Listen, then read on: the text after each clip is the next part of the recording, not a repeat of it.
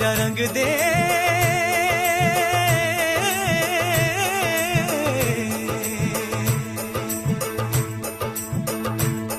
मेरा रंग दे बसंती चोला माए रंग दे, मेरा रंग दे बसंती चोला माए रंग दे, मेरा रंग दे बसंती चोला रंग दे, रंग दे रंग दे बसंती चोला माए रंग दे, मेरा रंग दे बसंती चोला माए रंग दे, मेरा रंग दे बसंती चोला माए रंग दे, मेरा रंग दे बसंती चोला रंग दे, रंग दे रंग दे बसंती चोला माए रंग दे, मेरा रंग दे.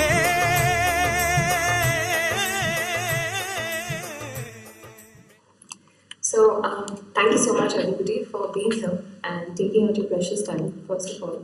And Virendra ji, thank you so much. बहुत बहुत धन्यवाद. You took out your precious time and came here to answer our questions. So let's start the event today. You all know why we're here today. Virendra ji, before I ask you anything about Bhagat Singh, and before I ask you anything about his personal life, सबसे पहला सवाल, the first question that I would like to ask you is, what was the environment during the early 1900s in Lahore? And therefore, what was the environment in your family, in the family of Bhagat Singh, that made him what he was? Was it always very, a very Krantikari sort of family, a family of Krantikari, a family of revolutionaries? Was it always like that? Yes. Our family was a family of freedom fighters. His grandfather had become Arya Samaji when we were Sikh, from the Sikh family. But because he became Arya Samaji, he was a reformist.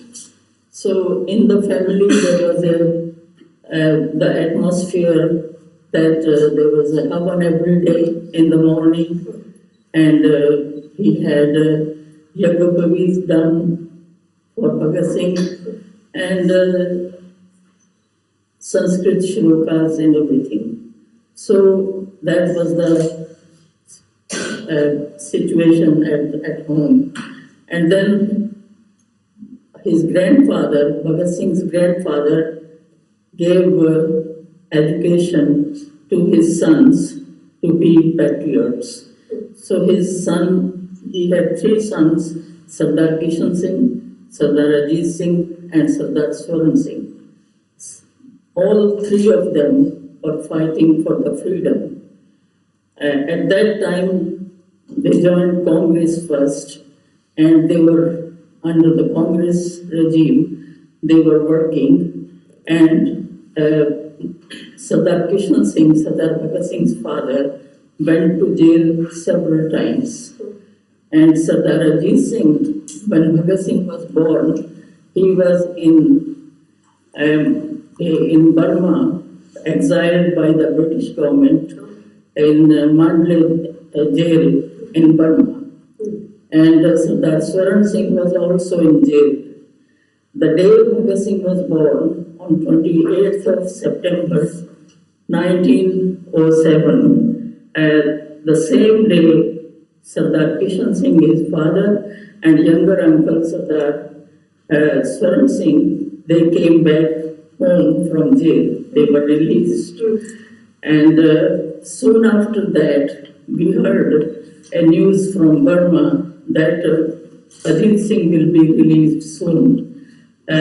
So in the family, there were a very joyous atmosphere, and his Bhagat Singh's Dadi, Shrimati Jaipur, started saying that our son is very lucky, Bhagwala, Bhagyavan.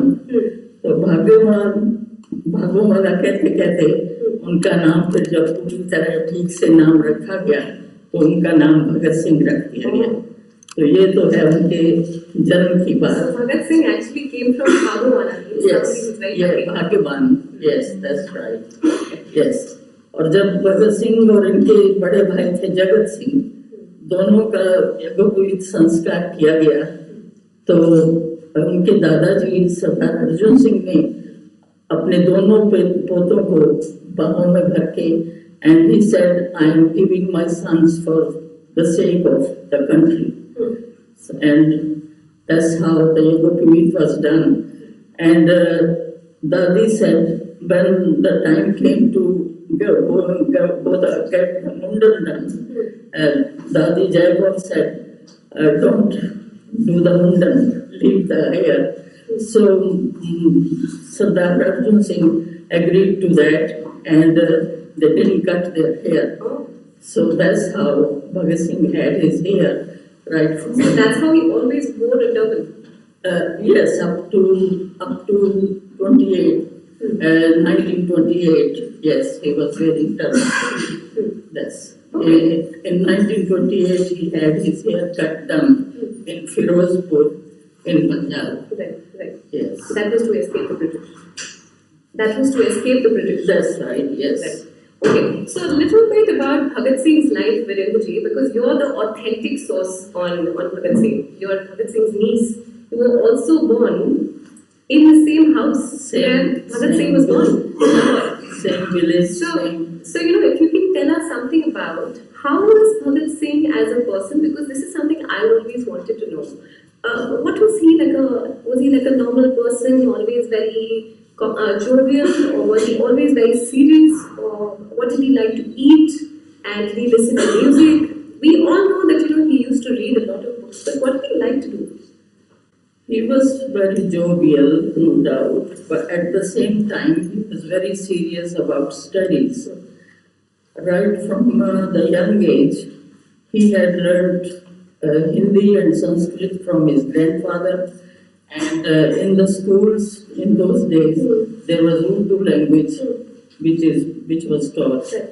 So he had 3 languages he knew, and after that he learned Punjabi himself. That was self-taught, and he was so good in even Punjabi or Gurmukhi, you can say, that he had written many articles in Gurmukhi. So he knew 4 languages: Hindi, Urdu, English, and Punjabi. And he could read and write very well in all 4 languages. Afterwards, when he had he had to give his statements in the courts, all were written in English by himself. It was so good. But even English people, they used to get surprised that he has such a good command on the language. Right. Yes. But what about his personal interests? For example, what about his hobbies? I heard that he had a very nice voice. He used to sing. Yes, he used to sing. He used to go for boating, and he took part. Where was boating done? Wherever In Lahore? In Lahore and in Kanpur. Yes, in Kanpur there is Ganges, and he liked boating.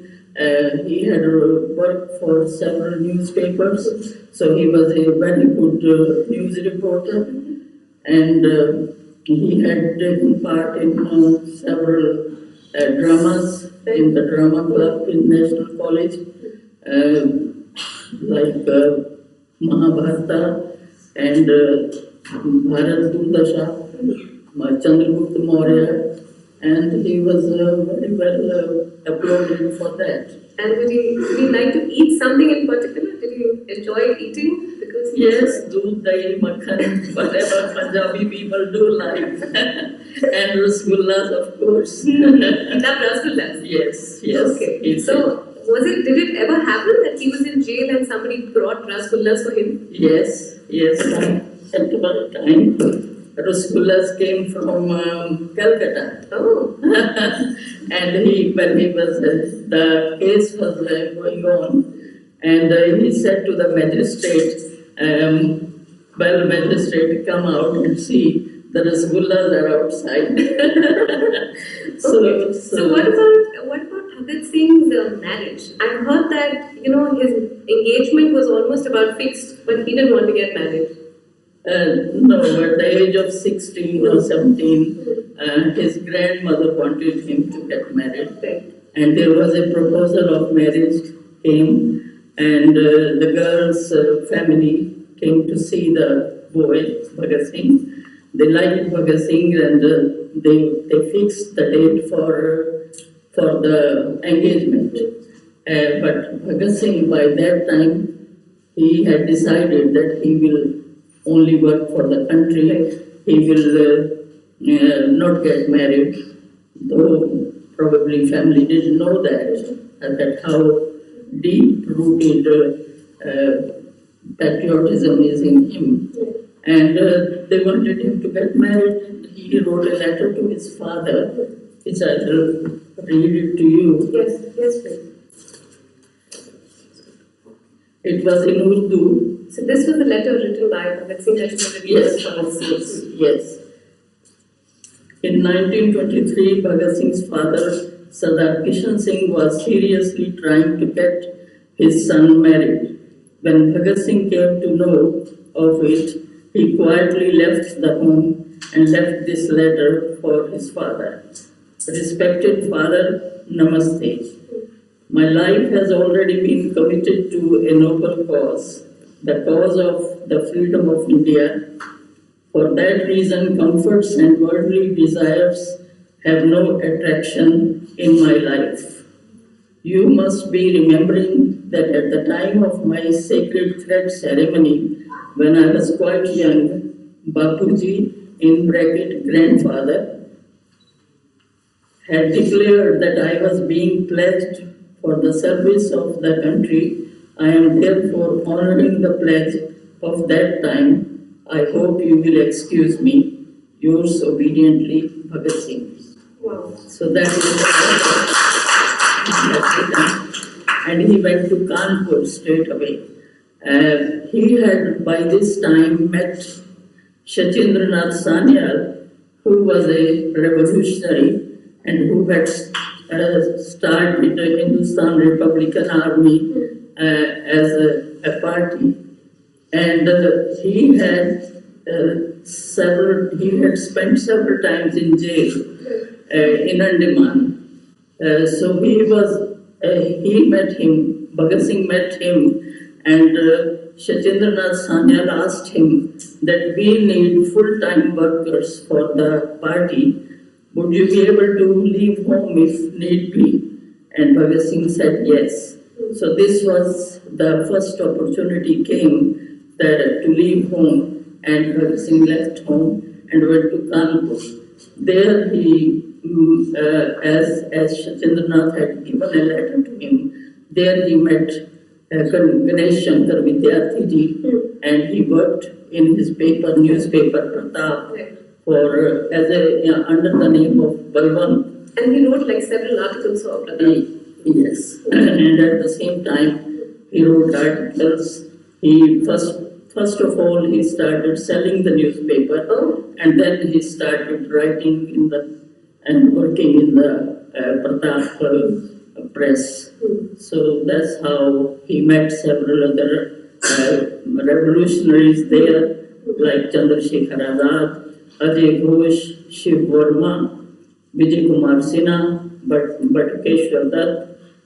He met all of them there. Though he had other friends in Lahore, Sukhdev, Yashpal, Bhagwat Charan Vora, they were all in Lahore, and there was a group of revolutionaries in Lahore as well. So that's how. So since you read that amazing letter by Bhagat Singh, yes, and since you talked about jail, if I could ask you, we know that he was in jail, he was kept in jail, but the question that comes to my mind is, was he kept in the jail in a good condition? Did the British treat him well? Did they treat him badly? What was his jail cell like? What was the situation there? Very good question. he quoted arrest when he threw bomb in the assembly. And perhaps you all know that it was only a smoke bomb just to make a loud noise. And that loud noise was given to the British government from the Indian masses. He and his colleague Bhagat Singh threw two bombs at the empty places where there were no parliament members, legislative members sitting there. So, and Bhagat Das, he threw the pamphlets, and on the pamphlets it was written to make the deaf hear, and they made a loud noise for that.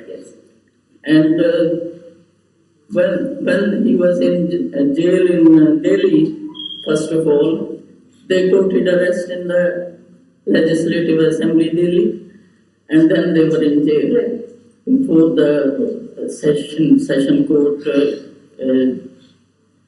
का जो session court में जो उम्र कैद की सजा हुई, and they were treated very well in the jail there. But because they knew that the government doesn't treat well to all the prisoners or political prisoners, Bhagat Singh and Bhagat Das decided before leaving Delhi that we will start hunger strike. So Bhagat Singh was sent to Mianwali jail, and Bhagat Das was sent to Lahore Central Jail. And they both started their hunger strike from 15th of June 1929. And for some time, the demands were that we should be treated like English political prisoners. We should be treated like English political prisoners. Yes, as the English political prisoners are treated, we should be treated like that. And we should get all toiletry facilities, soap for taking bath and this, that and the other. And we should get the food of the same quality as English prisoners do get. And a couple of more things maybe, and we should get newspaper every day. So all these demands were there. And were these demands then fulfilled, and then they got it? After a long time. 114 days they kept the strike, hunger strike.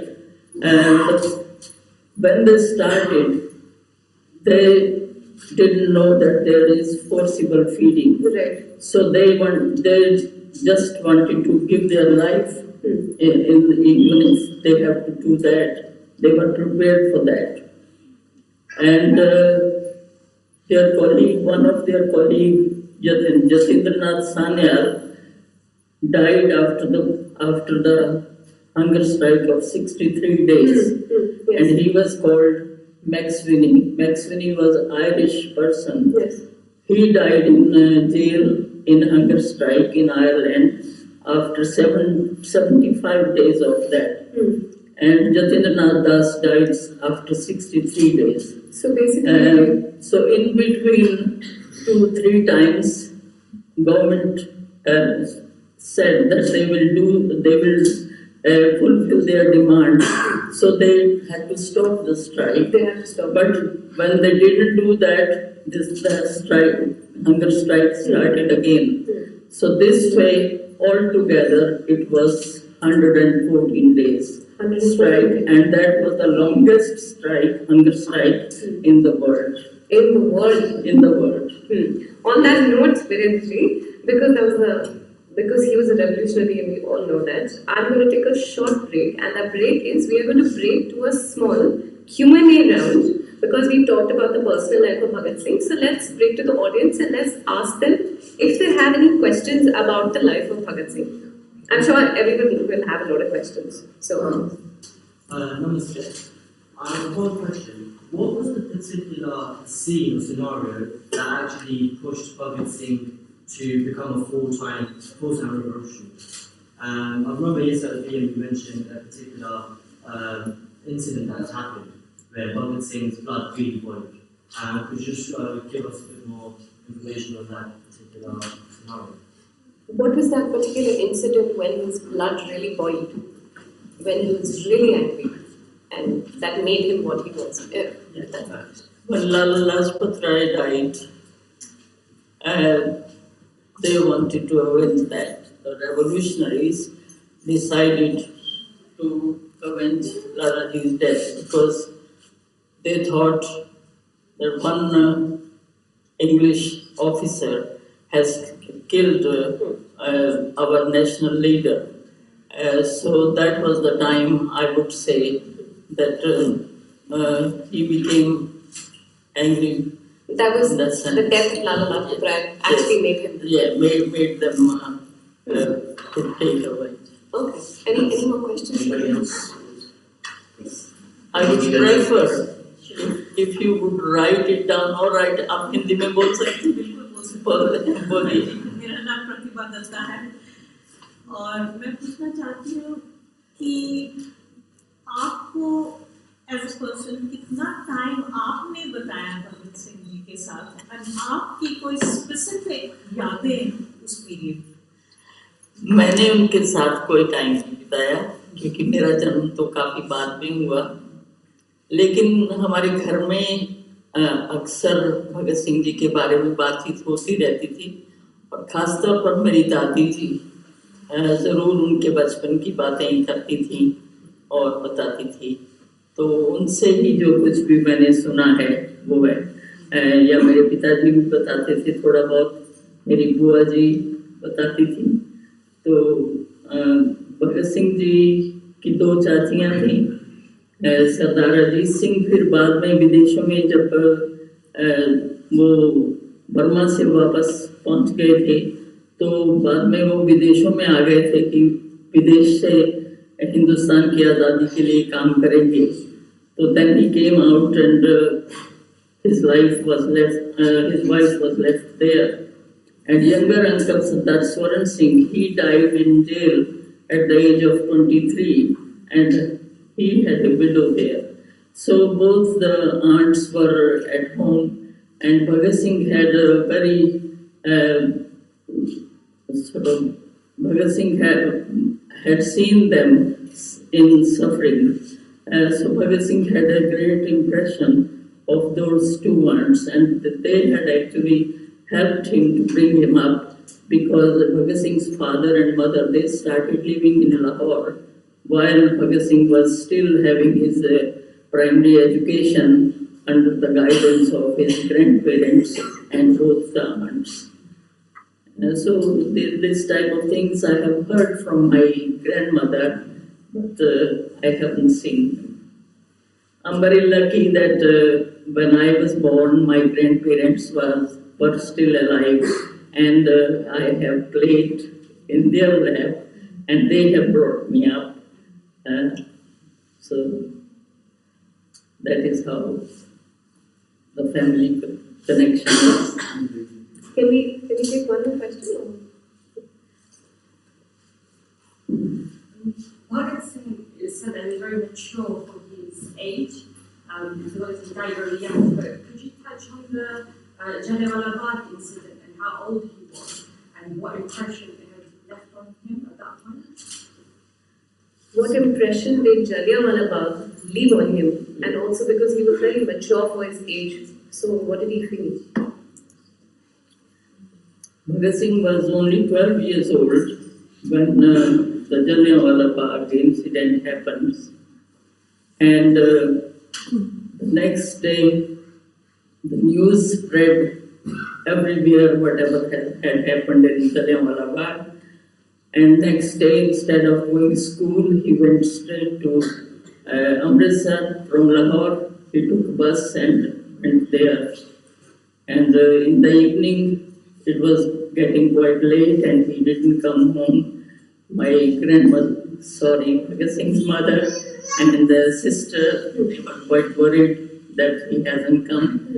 And when Bhagat Singh came, he he was very sad, and my Bhuati, Bhagat Singh's younger sister, she said to him, I have kept some fruits for you, and why are you so late today?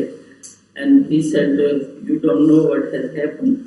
He had brought some blood-soaked soil from Jallianwala Bagh. He brought the soil From there, from Jallianwala Bagh. from Jallianwala Bagh, put it in a small bottle, and then he used to put flowers around it for so many months, even after that. So that's sort of impression he had. And because he was very patriotic right from his childhood, he used to feel people's pain that we were going through in the British regime, and he used to even cry on this sort of incident, like Hindu-Muslim riots and all used to make him cry. That on one side we are suffering from the British regime, and on the other we are fighting with each other. That used to make him very sad. Yes. Okay. Just one last question and then we keep on. What was Bhagat Singh like? What was his effect on the people around him? So obviously you said with family he was going a bit serious, but with the public, was he preaching or was he just very quiet and reserved? What effect did it have of Bhagat Singh's personality on the people around him, let's say his friends or people who knew him? Was he always preaching them about something? Or was he always like a leader? Yes, when he was in primary school, all the other boys of his junior or senior, they used to love him. He had that sort of netas. So he had like a neta. like a leadership qualities, and children used to love him, and they will bring him on their shoulders home, and everyone would love his personality. And they used to ask, the other boys used to ask him, what are you going to do when you are grown up? The other boy will say, I'll get married, or I'll do this, or I'll do that. Right. And he would say, I will only do work for the country. I'm not going to get married. Or he used to always say that. He was very sure. Yes, right from the young age, because he had read several books which were at home by the revolutionaries. His uncle Sardar Ajit Singh had started Bharat Mata Society in Lahore, and they had published several pamphlets and small booklets about India's independence and how we are suffering and all that. And he had read all that by the age of 11. And when Gadar Party movement started, he was only 8 to 10 years old. Only 8 to 10 years old. And he had known quite a lot about that. And after that, when he went to National College Lahore, then there he studied a lot. Russian Revolution, French Revolution, Italian Revolution, Ireland का जो स्वतंत्रता संग्राम का इतिहास. So he had read all that, and at the same time read quite a few novels which were mainly either political or historical value. He wouldn't like any other type of novels. So there was this National College Lahore was started by Lala Lajpat Rai, and that was purely for the boys who come from nationalist families and very patriotic background, and they wanted to work for the country. So that was the college where he studied up to 1923, and in 1923, when he was a student of BA first year, he left home, and after that he didn't go to any college. Okay, so Virendra, since you mentioned a college which was meant for boys which came from nationalistic families, since you said that, since you just now mentioned the Russian Revolution and the revolution in elsewhere other countries, I'm going to start part number 2 of our interview today, which is asking you a little bit of a controversial, or let's say more questions which are in the news related to that. So, question number 1, which is, it's always been a burning debate, and it has also always bothered me. I always wanted to ask somebody, and now I will ask you, because you're the source. So, was Bhagat Singh a Marxist revolutionary who always believed in defying the system? Or was he a nationalist revolutionary who was just in love with his country? What was he? He had read anarchism, Marxism, Leninism. He was a nationalist right from the beginning, but at the end, he adopted socialism for India. Right.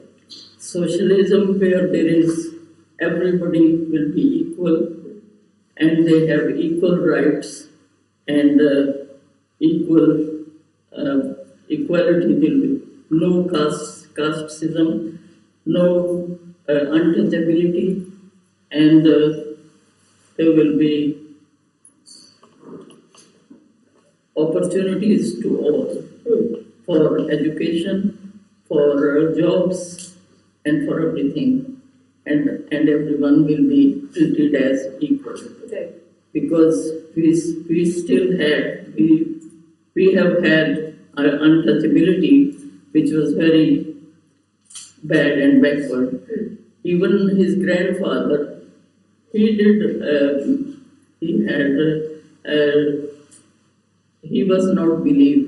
believe in untouchability, and he had done 2 wells in the village for the people, so that they can get water from those wells. Right. So he was also of the same sort of views. So you were saying, Virendra, that he was a nationalist. So does that mean he was not a communist? No, he wasn't. He was not a communist. No, he was not a communist. Nationalist first, and as a Shasan Vyavastha, he had adopted, and he wanted socialism, so that everyone has the equal rights for everything. But Virendra, I read somewhere that Bhagat Singh, just before he died, he was actually reading the biography of Lenin. Yes. Plus, he has also read Savarkar. He has also read Marx and Lenin, and yet he has read the Bhagavad Gita. So then, what is that? But Marxism and Leninism was the topic of the day, isn't it? At that time, the whole world was impressed with all these revolutions, and the Leninism and Marxism was very new at that time. The Russian Revolution was in 1917, so which is the very new thing, and everyone was impressed with that because the whole system was changed in Russia. And what else did you say? I said he was reading the biography of Lenin just before he died. Lenin, because he had read in that morning paper in Tribune, That morning when he was in jail. when he read about that biography, Okay. so he asked his friend Pranath Mehta, who was an advocate as well. He asked him, when you come to meet me today, bring Lenin's biography. Okay. So Pranath Mehta, when he came to the jail, he brought the book and Bhagat Singh started reading. And he had only read few pages, and the warden of the jail came and he said, Sardarji, it's time to take your last bath and time to get ready. He said, wait a minute, let me finish the page I'm reading. A revolutionary is making another revolutionary, and he finished that page and he just threw the book towards the ceiling, and he got up and to be ready for hanging, to go to the gallows. Okay. So he was a true nationalist, you would say that, Virendra. And Yes. he was somebody who loved his nation and he wanted to. Yes. He wanted freedom for the country, for whatever he has to pay for that. Alright. And then the life, giving his own life, is the biggest Yes. thing one can do, Yes. isn't it? Yes. So since you said he wanted freedom, Yes. Azadi. So we all know Azadi is very famous in India nowadays. And everyone has heard Azadi. Right? So I just want to ask, the Azadi in the prime of his youth, the Azadi that Bhagat Singh believed in back then, was it similar or is it similar to the Azadi that the people of India or the youth are nowadays demanding? Is it similar? No, it's not. It's not. No. Because today's youth is a spoiled youth. They get everything without doing anything, and they don't have to do. And they do not know the meaning of Azadi. Only those people can know, those who have lived in those oppressed situations in that time when the country was not free. The British government could have put anyone in jail, could have hanged anyone without any muqaddama or anything.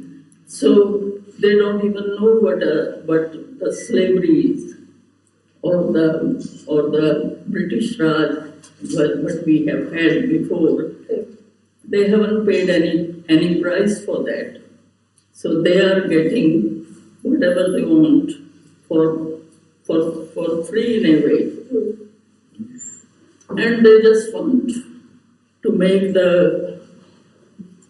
an upheaval in the country on the name of Azadi.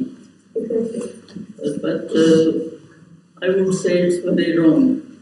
So the Azadi which is being demanded today is wrong according to you? It's very wrong thing to do. They should do things to improve the situations in the country rather than make an upheaval and destroy the system of the country. Okay. So, all right. So there's another question, Virendra, which often comes to my mind, and we all know Gandhiji. In that situation, when it was announced that Bhagat Singh would be hanged, obviously everyone wished that he lived longer, and he did not die at such an early age.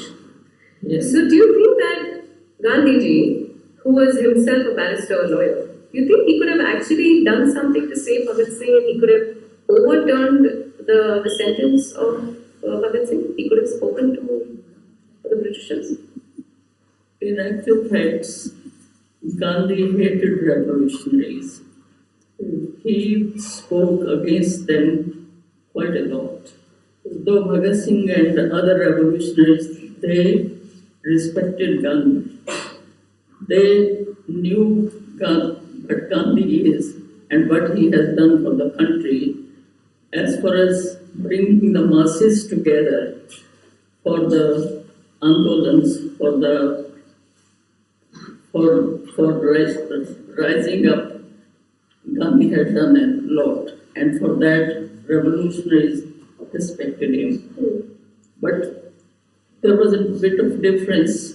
Gandhi only wanted non-violence, and revolutionaries were not violent. They were also believed in non-violence, but at the same time, if there is a need of violence, they would not hesitate to do that to get the India's freedom. They wanted freedom whichever way they can. And he himself has written, "Bam aur pistol kranti nahi late, kranti ki talwar विचारों से बनती है, विचारों की धार पर तेज होती है." So it's not necessary that one has to use pistols and bombs to bring the revolution. Revolution can come even without that, but sometimes it is necessary to use these weapons to bring the revolution so that we could get independence. So then, are you saying that, according to you say that it was okay for Gandhiji to not save Bhagat Singh because he resorted to violence? As far as violence is concerned, yes, that was all right for Gandhiji to hang Bhagat Singh and his colleagues Rajguru and Sukhdev. But what I have read in the books, wrong or right, I don't know, it's difficult to say, that Gandhiji on his personal level, he tried. He said to Lord Irwin that it will be better if you commute the sentences of these three revolutionaries. He said, Lord Irwin said, "I cannot commute because these are the government orders and I cannot go against it.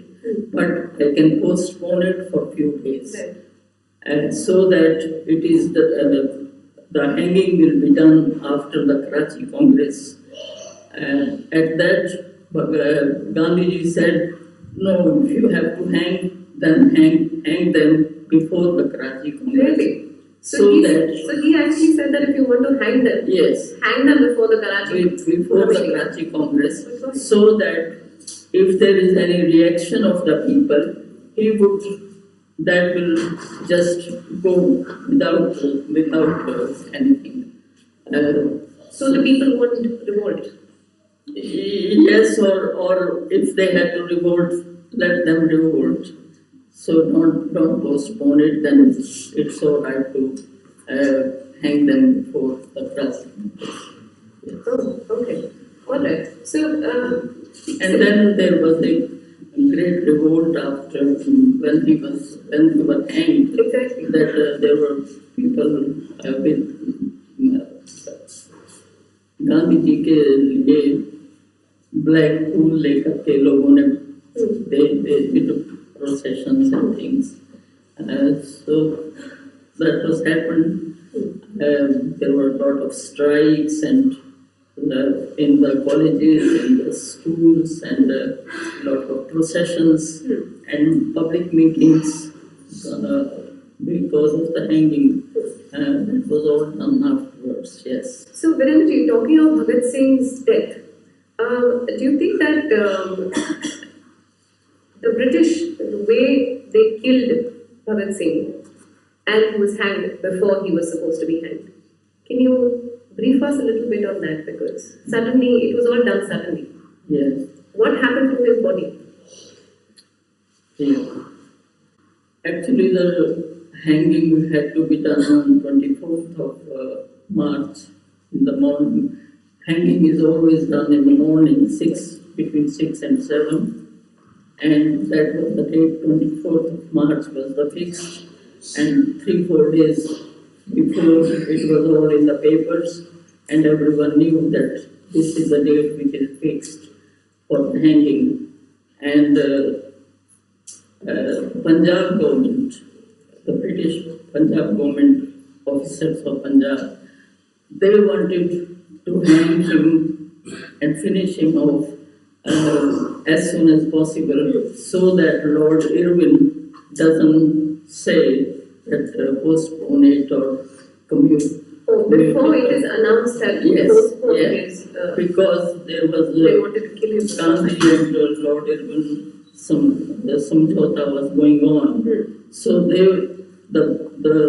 and at the same time, the British officers, which they were in the Punjab government, they said, all of us will resign.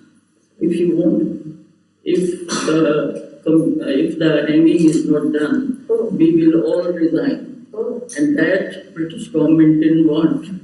That would have been very bad for them if the whole of the British rulers from their design. Right. So that is why, and it is the decision of the Punjab government to hang him one day earlier instead of 24th.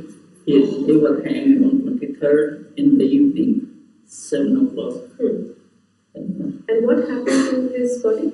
The bodies were not given to the families. Yes, one thing more I would like to have mentioned here. That day on 23rd, my grandparents, Bhagat Singh's parents and his grandparents and both the aunts, Rajguru's mother and sister from Patna, from Maharashtra, but they were there to meet their son, and Sukhdev's mother from Raipur, they were all there, and they went to the jail as for the last meeting. But the jail authorities said only the blood relation, first blood relation can meet, like Bhagat Singh's grandparents cannot meet, only the parents can meet, and aunts cannot meet. So Bhagat Singh's grandparents said, all right, you go and meet him. But then my grandfather refused. He said, no, we will not meet. If you cannot meet and the two aunts cannot, we won't. And when they said that, Rajguru's mother and sister, they also refused to meet Rajguru. So did Sukhdev's mother. So they all came back. There were a lot of people getting together there. There was a big mob, and my Bhagat Singh's father, Sardar Kishan Singh, thought that the mob might get out of hand and they might start breaking the jail or something. So they told everybody to go home, but they couldn't go home. And then at one place in Lahore, they all get together, and Sardar Kishan Singh started speaking and saying to the public to be calm and not to get agitated against the British rule. So that was happened, and then meanwhile in the evening, while my Sardar Bhagat Singh's father was speaking, and then the news came from the jail that they were hanged, and the bodies were not given to the families. They were taken, they were cut into pieces. The bodies were cut into pieces? Yes, they were cut into pieces and put them in the sacks and were taken to Firozpur. And they did not even have the courage to take the bodies of the truck from the main door. They break the back wall of the jail, and from there the bodies were taken. And in Firozpur, at the bank of Satluj, they put kerosene oil and burned them. And some people from Lahore, when they came to know that they were hanged and the bodies were taken towards Firozpur, they walked from there, and some people joined them from Firozpur.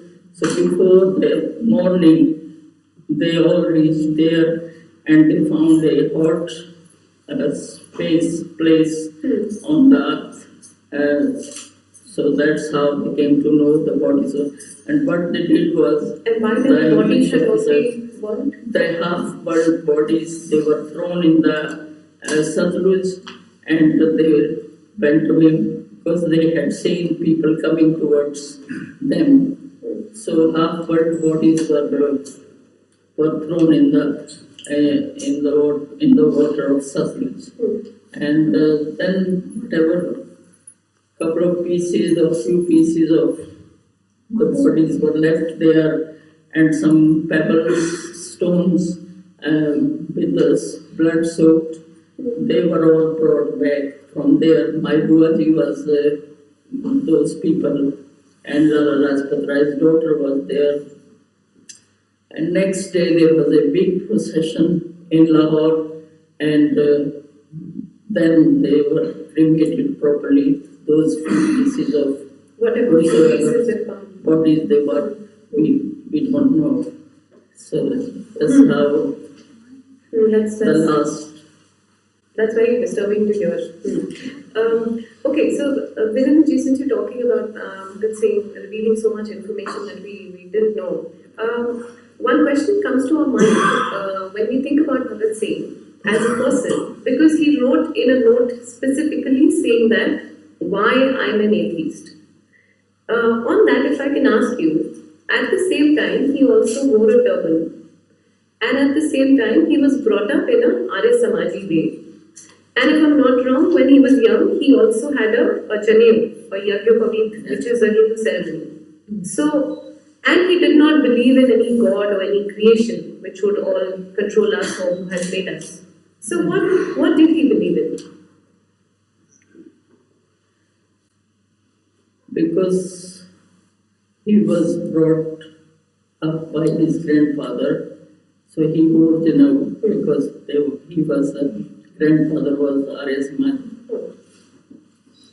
He kept his hair, as I told you before, that his grandmother said, leave the hair, so he kept his hair. And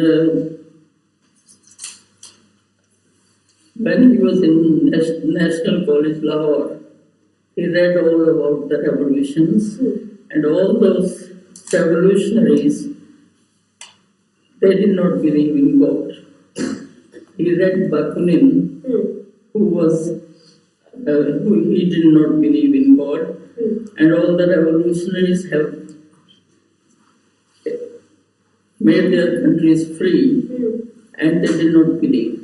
So after all his reading and all, that was the impact on him, that he started not believing in God. So he believed that for a revolution or all those revolutionaries that he followed, yes, they didn't believe in a particular creation. That's right. And also because he was brought up in Arya Samaji way, which believes in no idol worship. So that's why he believed that. That's why he became an atheist. That's why, because you said that he was brought up in an Arya Samaji way and because he followed the revolutionaries. That's yes. why he became an atheist. Yes, that is in by 1926 he became an atheist. He was arrested first time in 1927 when he was 20 years old, and at that time even the police officer asked him to do prayer, and he did not. He wanted to see whether in my hard times I can stand on my own feet or not. And he thought that he doesn't want any intoxication or anything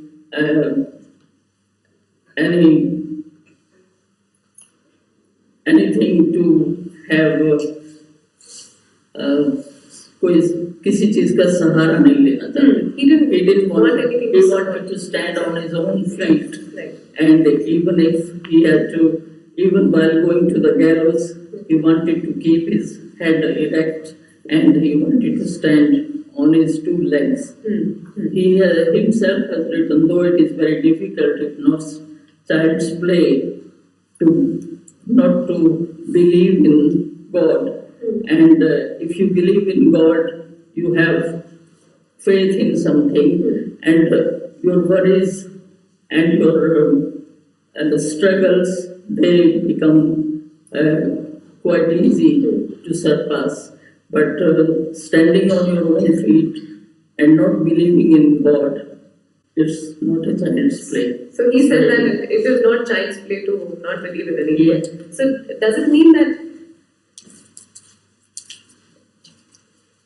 So does it mean that Virendra ji, that you said in 1926 he became an atheist? Yes. So does it mean that before that he actually believed in God, or did he ever go to the Gurudwara or the temple? Sorry? You said in 1926 he became an atheist completely. Yes. So does it mean that it was before 1926 that he actually believed in something? He went to the Gurudwara? He used to do Gayatri mantra and all that, and he used to read Gita. Yes. Is there something that you want to share with us, Virendra? Yes. I will just read one or two paragraphs why I am an atheist. Okay. Yes. Please.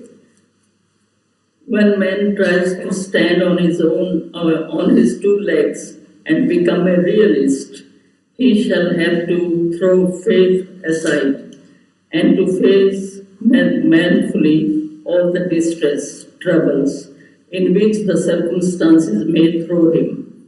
That is exactly my state of affairs. It is not my vanity. My friend, it is my mode of thinking that has made me an atheist.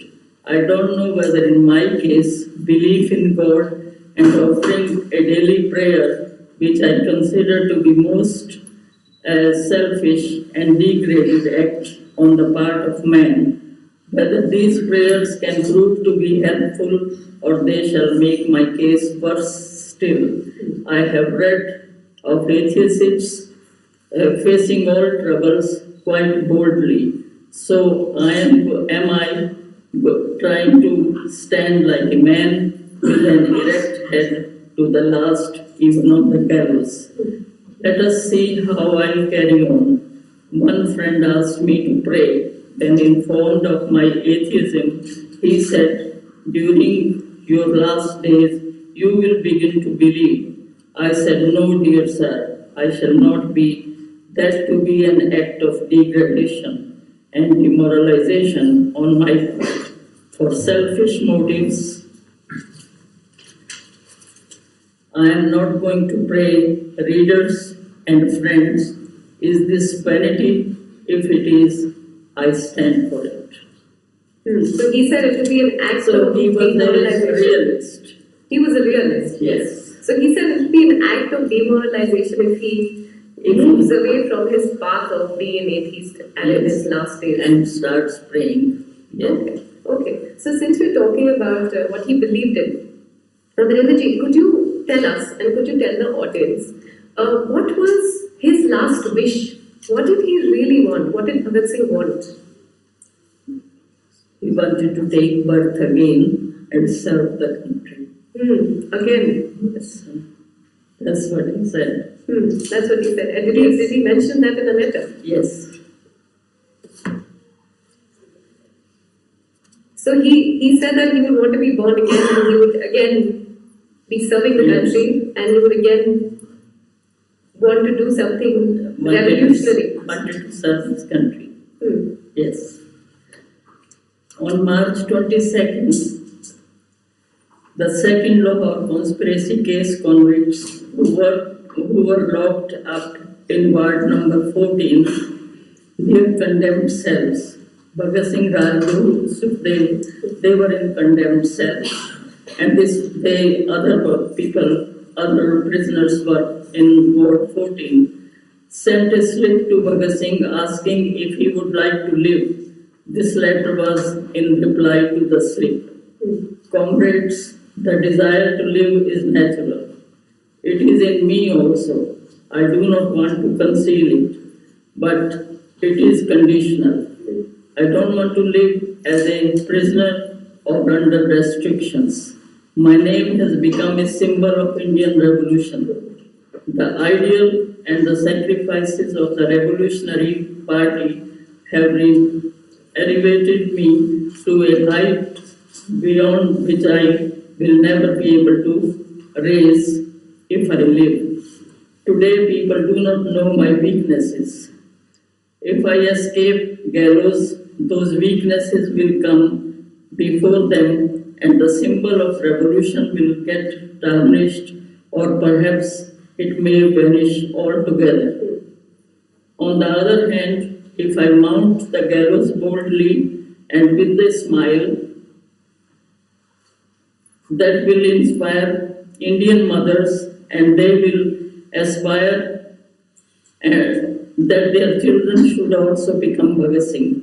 Thus, the number of persons ready to sacrifice their lives for the freedom of country will increase enormously. It will then become impossible for imperialism to face the tide of the revolution.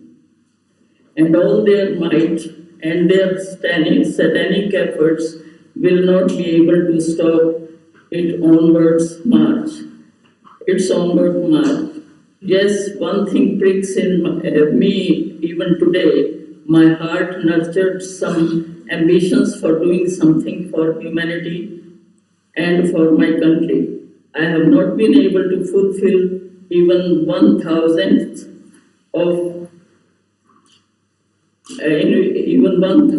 part of those ambitions. If I live, I might perhaps get a chance to fulfill them.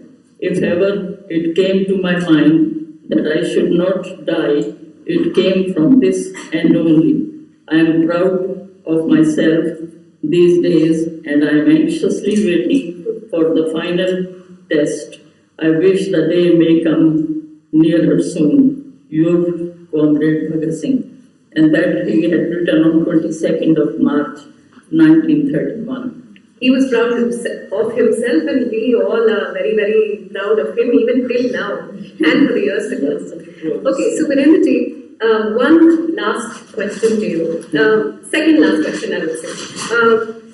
What is your message? What is your message to the Indian youth? What would you tell the Indian youth as to what can they do for their country? What can they do for India, for Bharat?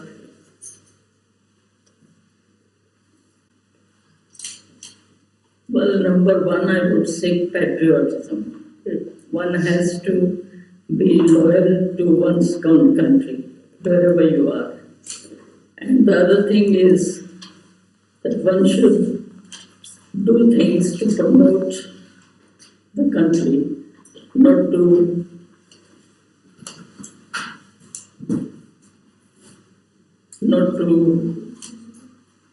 be a person who would do things which are not good for the country. So that's what I would say. One should. What do you mean by do things which are not good for the country? If you can. Like these days, the young people of India, they want azadi. They don't know what azadi they want. So that sort of feeling and that sort of action is not good for the country. So how do you think they can become Bhagat Singh, or even go on the path of becoming? Is it only by opposing the state? Say the question again. How do you think they can be on the path of becoming Bhagat Singh? Should they only stand up and... They should. Number one is they should be a thinker, and they should read more and more. They should... Bhagat Singh started reading more and more when he was in National College, Lahore, to to counter the arguments of the opposite side. So to counter the arguments, one has to study more, and at the same time, You think they should rise up against the governments and because not in the present stage. Not in the present stage. No, I don't think so. They should work for the uprise of country, and they should study more. They should take lessons from the ideals of the revolutionaries, because they don't know what the slavery is. They should take lessons from the revolutionaries, how they have worked hard for this independence which we are enjoying these days, and they should serve the country in that way. And not become atheists. Should be. Well, that is a personal matter. That's a personal matter for everyone, whether it's a Hindu or Muslim or Correct. any other faith. Whether you believe in God or you don't believe in God, it doesn't matter. So your advice is If you are a good human being and you are serving the humanity, that is the biggest prayer or puja for anyone. Humanity is the biggest thing, and being a human and serving the human that should be the aim. So you're saying Samajwad is the way forward. Samajwad is the way forward. You're saying that. Yes. Though we have a Samajwadi party, but that's not the way forward anymore. But that Samajwadi party is different than Bhagat Singh's Samajwad. Yes, because we still have Muslims and Chua-Chut in our country that has not gone. So we have to eradicate that.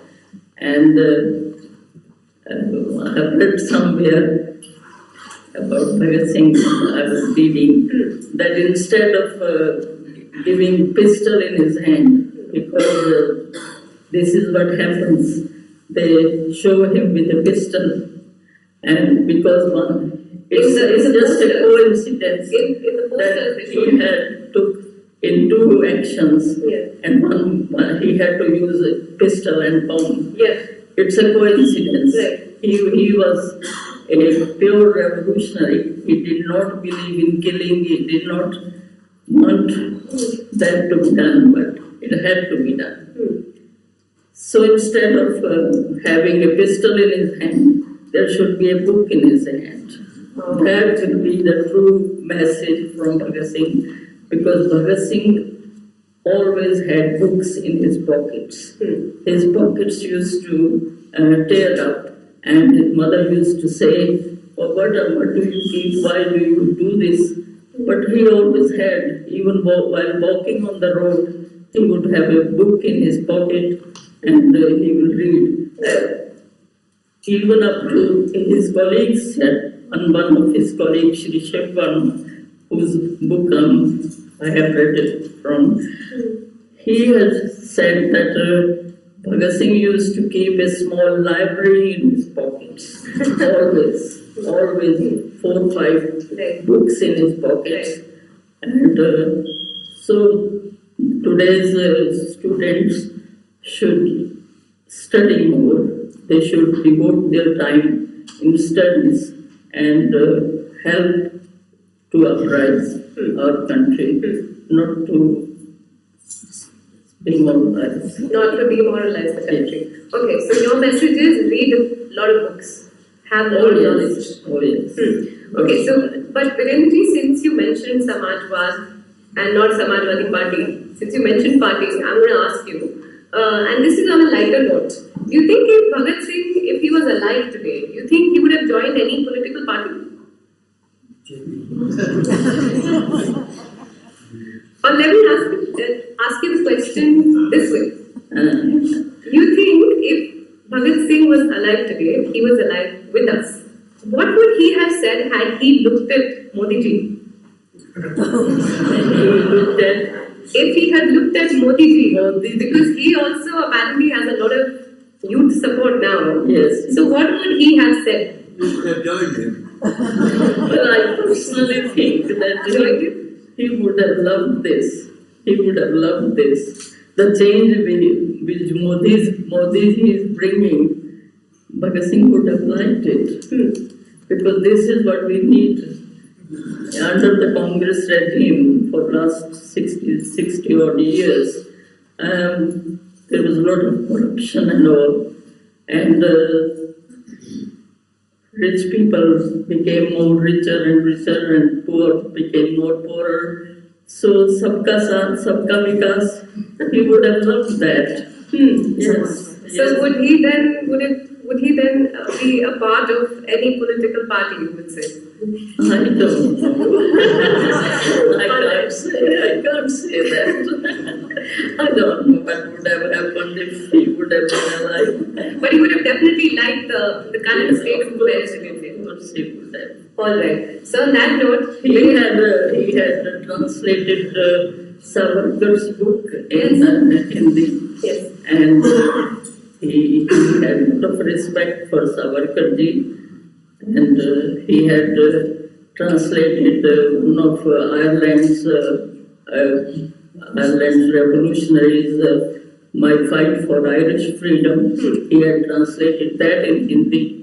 So he was very well-read and well.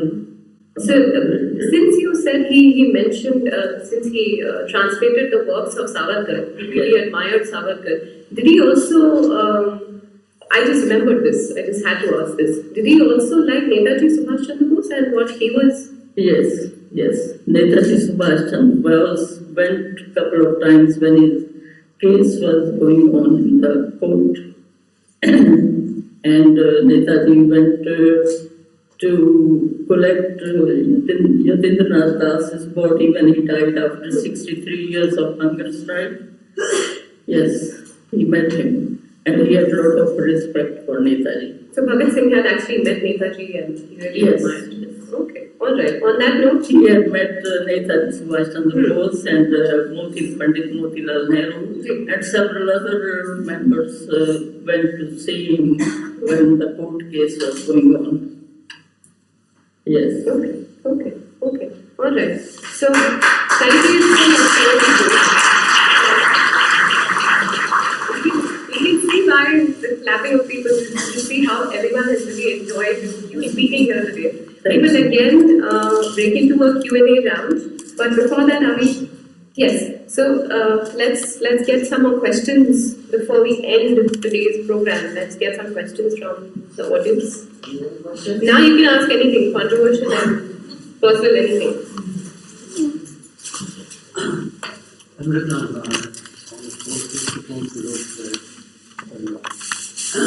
Whenever martyrs are recognized, although 3 people give their life on the day, why is it that only Bhagat Singh is remembered? Was there something special about him, or was he different from the other 2?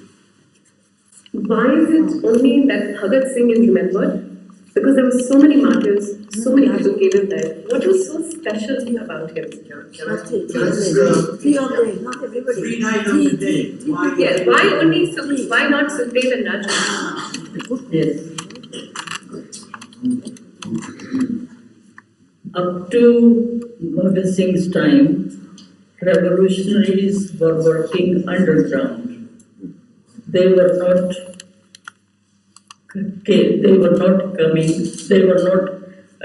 working overground, and public did not know much about what they are doing and why.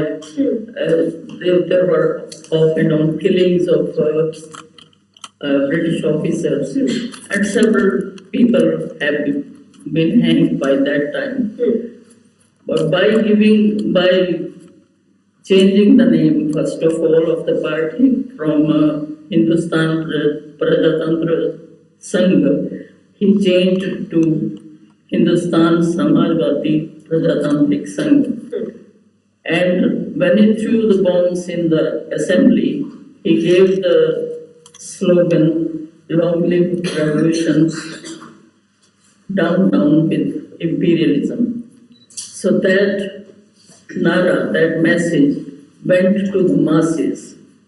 It brought the revolutionaries above the ground, and people knew what they are doing, what their aims and objectives. Okay. Because after the assembly bomb, in the session judge court, Bhagat Singh made a big statement, and he in that statement he has cleared what their aims and objectives are and why they have done, and so on and so forth. It's a long statement.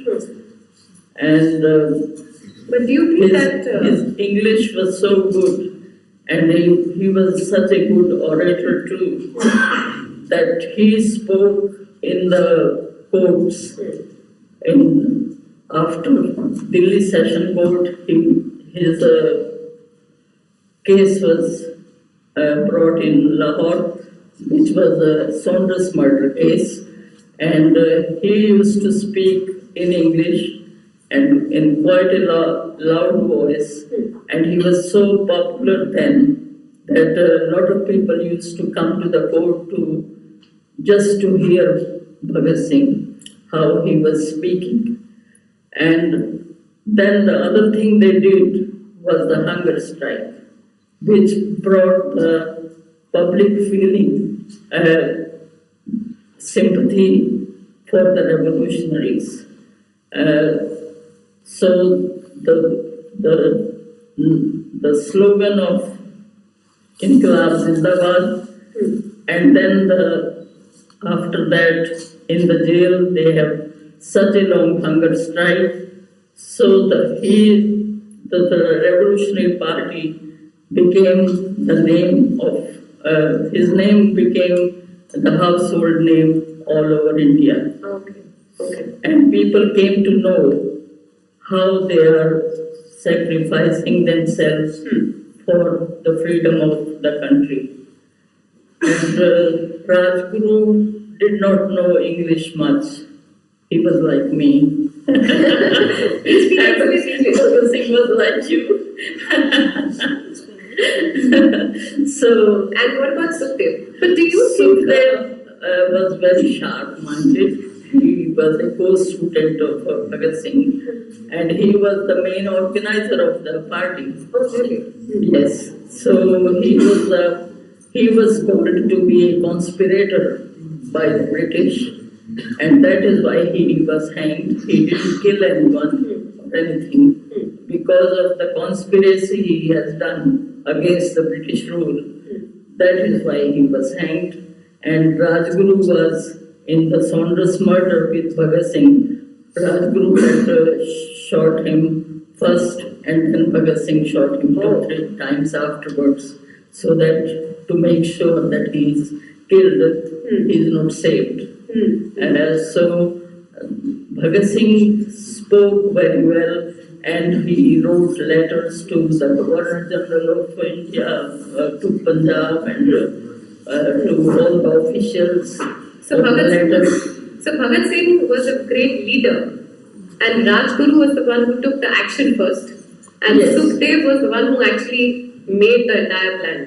That There was were there. several people in the party, but Bhagat Singh's name became the name of every household because of the assembly bomb case. And then the long hunger strikes. And the Inqilab And Zindabad. yes, of course. And because he was a spokesperson and he was very good at English and all other languages.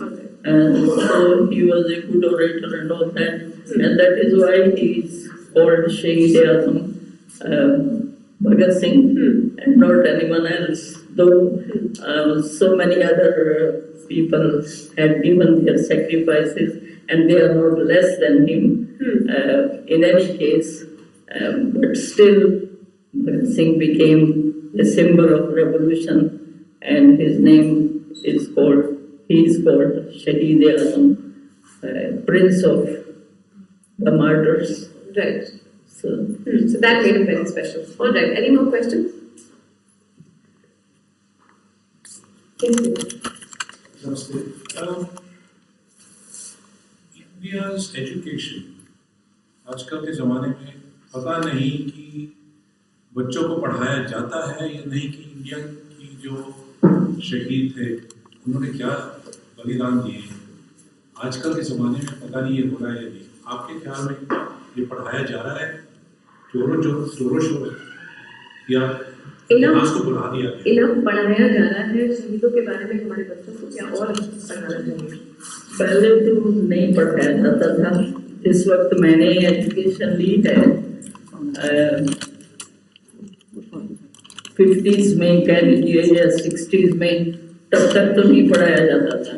लेकिन अब इधर थोड़ा बहुत परिवर्तन होना शुरू हुआ है जरूर, मोदी जी की सरकार आने से या थोड़ा उससे पहले से अब थोड़ा ज़्यादा ध्यान दिया जाने लगा है कि क्रांतिकारियों को भी कुछ श्रेय दिया जाए।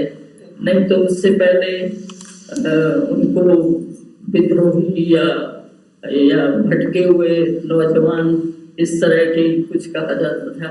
और हमारी जो मैट्रिक में मैंने जो पढ़ा, एक पैराग्राफ के अंदर रेवोल्यूशनरीज के बारे में लिखा हुआ था और वो बम और पिस्तौल यूज करते थे, वायलेंट थे, यही कहा जाता था। Thank you so much for giving us your precious time and talking to us about Bhagat Singh and sharing immense information which all of us I didn't know for sure. And thank you so much. That'll be a small vote of thanks for you.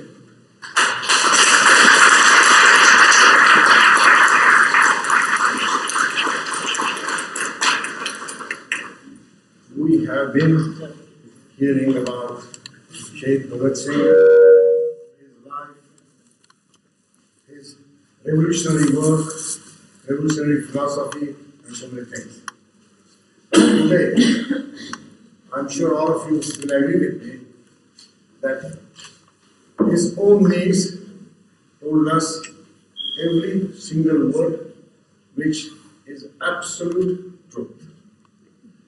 There is no fiction in what she said, and I think this is the best way to celebrate Martyrs' Day with absolute truth. Few things which she said perhaps may not be in the public domain or may be put in otherwise, but she really told us what exactly happens, how it happened. Naturally, Virendra Arora, her husband, who is here, yes, she came here. Virendra Arora, all of you know, a journalist who used to read Hindi news on BBC here, and he took liberty of translating English into Hindi the way he wanted to, and he put exactly what he wanted to in his Hindi bulletins. Now, I think it's time for us to felicitate our guests. So I'll request Jayawar Shah to felicitate Virendra Sindhu ji.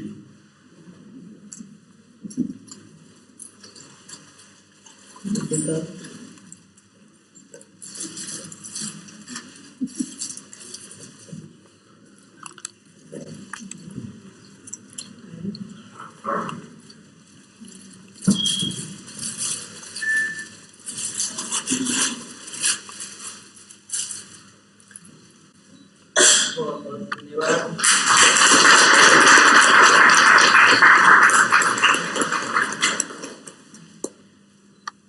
you very much. अब संतोष जी गुप्ता हमारे Fiji के कार्यकर्ता आपको आपके ताया जी की तस्वीर दे रहे हैं।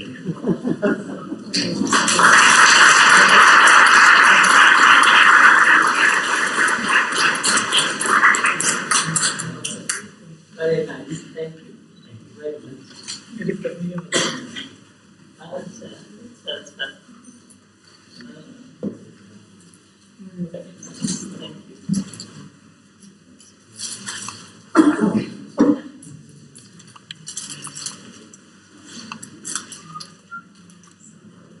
संतोष जी, आप नरेश जी का भी सत्कार कीजिए।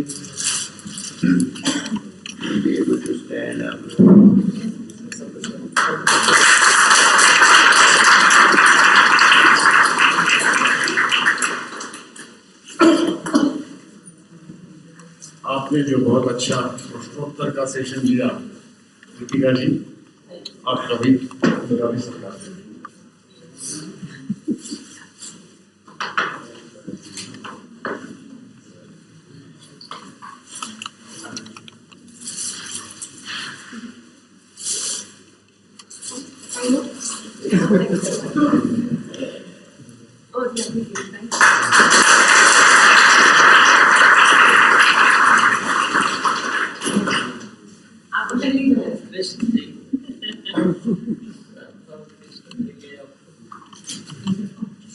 अभी आभार प्रकटन का जो कार्यक्रम है, ये हमारे फिजी के कार्यकर्ता जयेंद्र शाह करेंगे।